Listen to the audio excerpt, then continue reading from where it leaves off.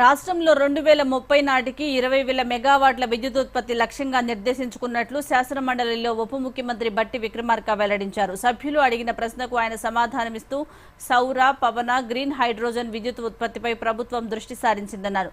పునరుత్పాదక ఇంధన వనరుల పెంపునకు క్లీన్ ఎనర్జీ పాలసీ తీసుకువచ్చినట్లుగా తెలిపారు. రాష్ట్రంలో విద్యుత్ డిమాండ్ ఇటీవల కాలంలో విపరీతంగా పెరిగిందన్నారు. ప్రభుత్వ ఖాళీ స్థలాల్లో సౌర ఫలకాలు ఏర్పాటు చేసినట్లు చెప్పారు. అధ్యక్ష 2025 Telangana clean and green energy పాలసీని 11/1/2025 తేదీ గల ఇంధన విద్యుత్ శాఖ GOMS నెంబర్ 2 ద్వారా జారీ చేయటం అయింది.